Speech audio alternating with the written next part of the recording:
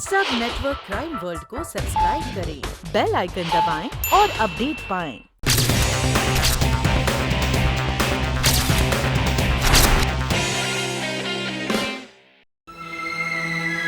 दोस्तों, समस्या बड़ी गंभीर है। हमारे इलेक्शन क्षेत्र में इस वक्त एकता पार्टी ने जो हमारा प्रतिद्वंदी खड़ा किया है, उसे चुनाव में हराना कोई हमें बड़ी बात नहीं है, लेकिन मुश्किल जरूर है। और आप सब लोग तो ये जानते ही हैं कि विकास वर्मा सिर्फ मजदूर नेता ही नहीं है, तो वो राजनीति और कूटनीति के माहिर हैं।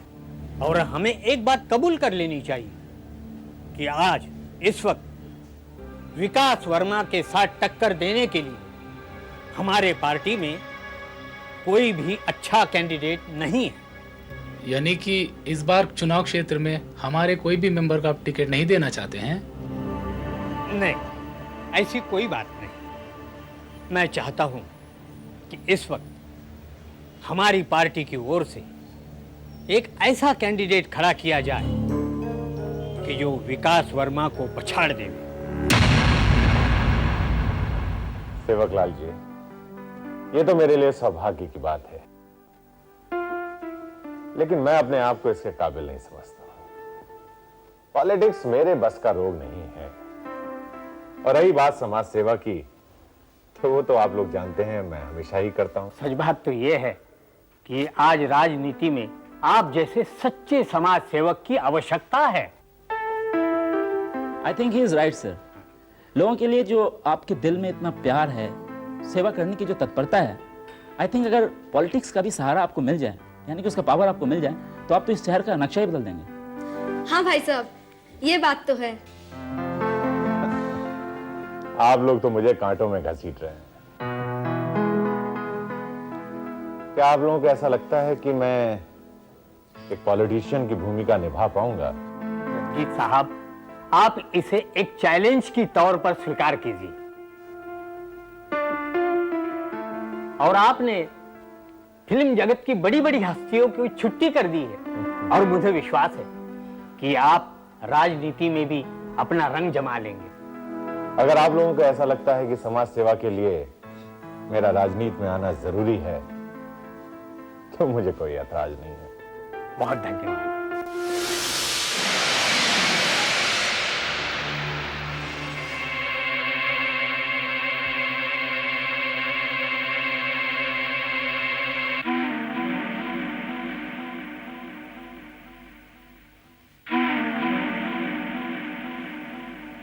आओ किरण, आओ। सेवकलाल जी, ये है मेरी धर्मपत्नी किरण। किरण, ये सेवकलाल जी हैं, सेवा पार्टी के अध्यक्ष।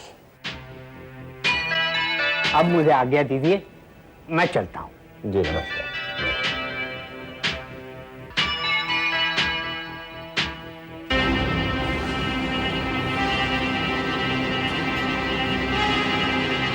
किरण, देखा तुमने, आज फिर तुम्हारी वजह से मुझे कितनी शर्मिंदगी का सामना करना पड़ा।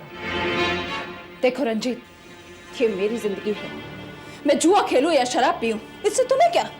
और मेरी जिंदगी में तुम्हें दखल देने का कोई हक नहीं बनता। किरण, ये मत भूलो कि मैं तुम्हारा पति हूं, और मैं तुम्हारी इस तरह की उल जुलूल हरकतों को बर्दाश्त नहीं करूंगा। तो तलाक दे दो, मैंने कब मना किया? जानता हूं तुम यही चाहती थी, लेकिन मैं तुम्हारी ये ख्वाहिश इतनी आसानी से पूरी नहीं होने दूंगा। ठीक है, तो जो मेरे दिल में आएगा मैं वो करूंगी, समझे? किरण, किरण, तुम नहीं जानती हो कि तुम्हारी ये आदतें मेरे लिए कितनी बड़ी मुसीबत खड़ी कर सकती हैं। इस बार सेवकलाल जी ने अपनी पार्टी की तरफ से मुझे टिकट देने का फैसला किया है। जरा सोचो, जरा सी बदनामी मेरा सारा पॉलिटिकल कैरियर खत्म कर सकती है। तो तुम्हें बीवी नहीं, कैरियर चाहिए। देखो रंजीत, तुम फिल्मों में तो नाकामयाब हो ही चुके हो और अपने पॉलिटिकल कैरियर में तुम्हें नाकामी के सिवा कुछ भी हासिल नहीं होगा, कुछ भी नहीं।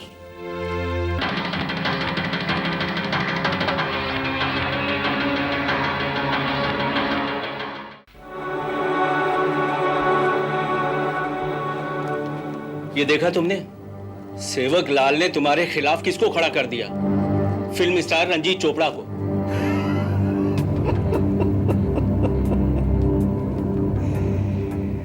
जगत नारायण जी, मुझे लगता है कि आप फिजूल में परेशान हो रहे हैं। आप जानते हैं मेरा नाम विकास वर्मा है, विकास वर्मा।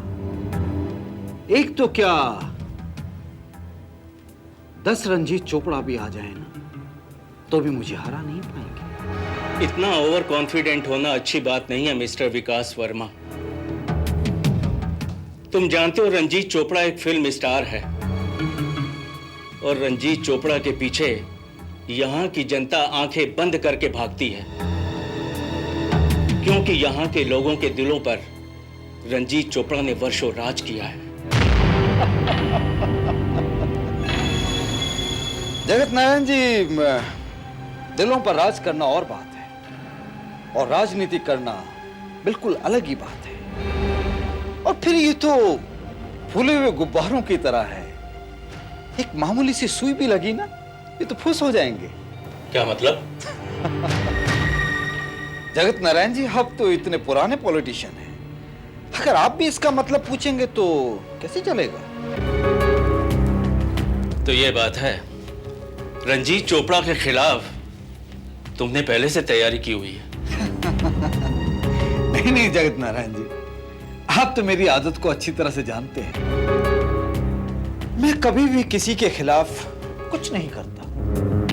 जो कुछ भी होता है अपने आप हो जाता है। अब देखते हैं इस रंजीत चोपड़ा का क्या होता है।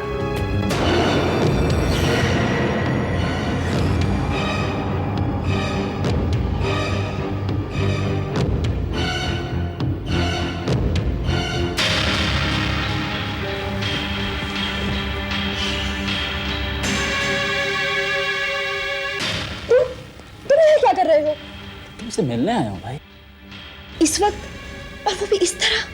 क्या करूँ, सारा दिन सर के आगे पीछे घूमता रहता हूँ, तुमसे मिलने बात करने का मौका ही नहीं मिलता, इसलिए मजबूरन ये रास्ता अपनाना पड़ा। तुम पागल हो गए हो। अगर कहीं भाई साहब को पता चल गया तो इतना डरती क्यों हो? एक न एक दिन उन्हें पता चलना ही है।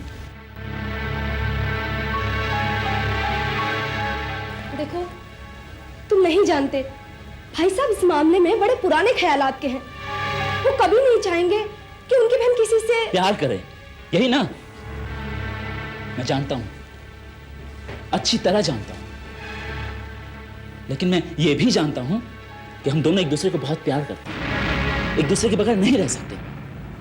इसलिए एक न एक दिन तो उन्हें बात बतानी होगी ना। कहीं उन्होंने इनकार कर दिया तो?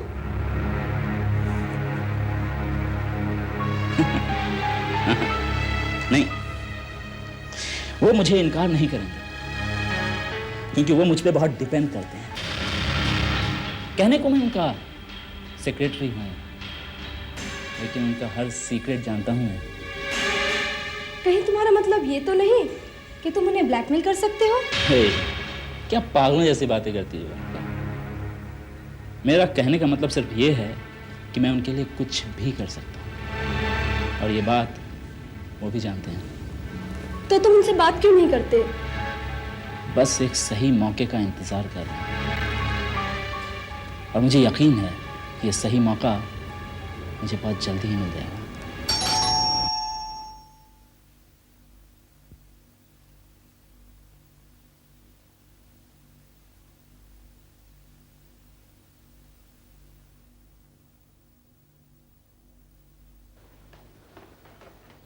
दिनकर, क्या है ये? पार्सल। मुझे देना।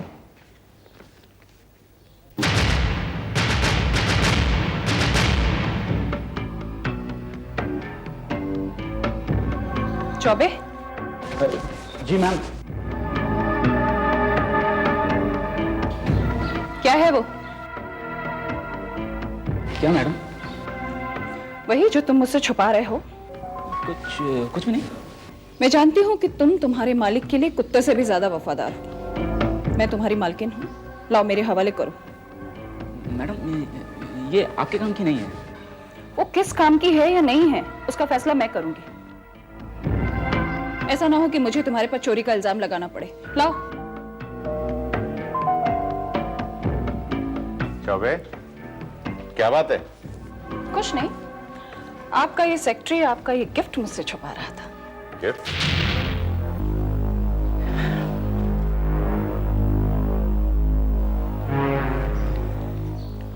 जी हाँ, आपके चाहने वाली किसी लड़की ने आपके नाम ये गिफ्ट भेजा है। आकांक्षा। मैं जानती हूँ आप किसी आकांक्षा को नहीं जानते होंगे। आकांक्षा? आकांक्षा नाम की मैं किसी लड़की को नहीं जानता। इस गिफ्ट में क्या है जरा देखें तो सही।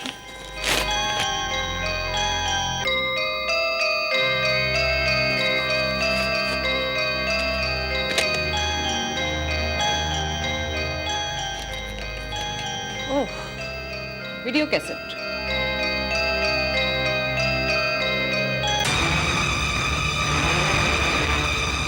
हाय रंजीत, कैसी लग रही हूँ मैं?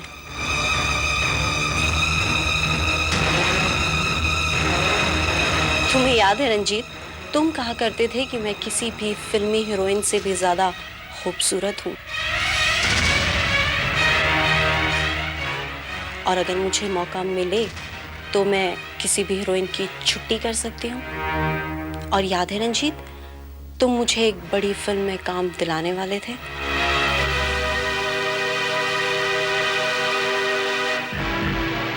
लेकिन तुम्हारे सारे वादों की तरह ये वादा भी झूठा निकला। तुम ऐसे गए कि फिर लौटे ही नहीं।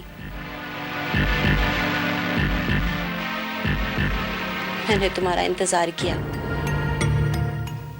मैंने 4 महीने तुम्हारा इंतजार किया रंजीत, लेकिन तुम नहीं लौटे। तो मजबूरन मुझे यहाँ आना पड़ा। अगर तुम्हें मेरी इस मजबूरी का पता चलेगा रंजीत, तो तुम खुद मुझे लेने आओगे। जानते हो मेरी वो मजबूरी क्या है रंजीत? I am pregnant.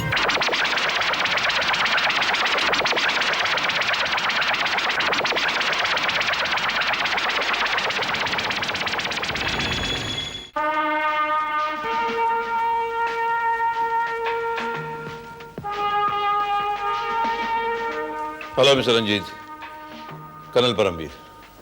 आपसे मिलकर बहुत खुशी हुई। और ये मेरा साथी इकबाल।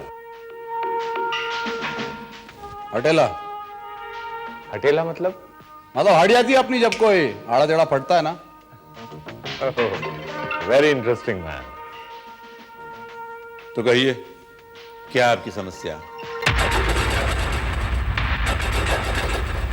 मैं प्रेग्नेंट हूँ रंजीत। मैं तुम्हारे बच्चे की मां बनने वाली हूँ।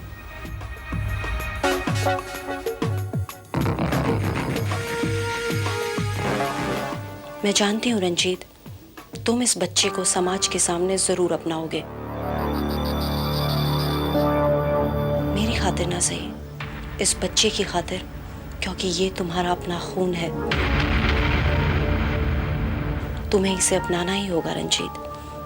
तुम इस बच्चे को जरूर अपनाओगे। मैं तुम्हारा इंतजार करूंगी रंजीत। इस बच्चे की खातिर तुम्हें आना ही होगा। तुम्हें आना ही होगा रंजीत। देखा आपने क्या कमाल की परफॉर्मेंस है। ये लड़की तो वाकई एक्ट्रेस बनने के काबिल है। मिस्टर रंजीत, क्या सचमुच आप इस लड़के को नहीं जानते या? क्या मतलब? मतलब ये है कि आप भी इंसान है और इंसान से तो गलती हो ही जाती है। और फिर आप जैसे रईस और बड़े लोग तो ऐसी छोटी मोटी अय्याशियां करते ही रहते हैं। जो लोग ऐसी अय्याशियां करते हैं कर्नल, वो अपने ऐसे प्रॉब्लम्स को दौलत के बल पर बड़ी आसानी से सॉल्व भी कर लेते हैं। You right mister Choubey. तो आपका ख्याल ये है कि ये महज एक ब्लैकमेलिंग करने की कोशिश है। जी हाँ। वैसे ये भाई साहब को बदनाम करने की साजिश भी हो सकती है, ताकि इलेक्शन के समय भाई साहब के खिलाफ इसे इस्तेमाल किया जा सके। ऐसे ये लड़की सच बोल रही है झूठ बोल रही है, इसका पता तो चल ही जाएगा। I hope so. लेकिन सबसे पहले हमें यह जानना होगा कि ये लड़की कौन है, कहां से आई है, कहां ठहरी है। क्या मैं ये कैसेट मेरे साथ ले जा सकता हूं? श्योर, लेकिन ये कैसेट किसी और के हाथ में नहीं आनी चाहिए। यू नो वेरी वेल कि डोंट वरी, ये मेरी हिफाजत में रहेगा। क्या बोलते हो कर्नल भाई? वो पुराना चावल सच बोल रहा है या झूठ? अगर उसे झूठ बोलना होता तो हमें यहां बुलाता ही क्यों? मुझे तो लग रहा है वो सच बोल रहा है, लेकिन क्या भाई? लेकिन वो लड़की, अगर वो एक्टिंग कर रही है तो फिर उसकी एक्टिंग की दाद देनी पड़ेगी, उसे एक्टिंग का अवार्ड देना पड़ेगा, क्योंकि इसे देखकर तो लग रहा था कि वो सच बोल रही है। कर्नल, वाकई वो सच बोल रही है। एक मिनट। आपको कैसे मालूम वो सच बोल रही है? देखिए, कल जब फोन की बेल बजी तो मैंने फोन उठाया। वो लड़की आकांक्षा पैनल लाइन पे रंजीत से बात कर रही थी और रंजीत ने दबी आवाज में उसे डांटकर फोन रख दिया। तो आपने ये बात हमें मिस्टर चोपड़ा के सामने क्यों नहीं बताई? देखिए, मैं उन्हें सबके सामने शर्मिंदा नहीं करना चाहती थी और मैंने सच्चाई आपको इसलिए बताई कि आप इस बात का ख्याल रखें कि मेरे पति को उस ब्लैकमेलर लड़की से बचा सके। डोंट वरी, हम आपके पति का पूरा ख्याल रखेंगे। Thank you colonel, thank you very much.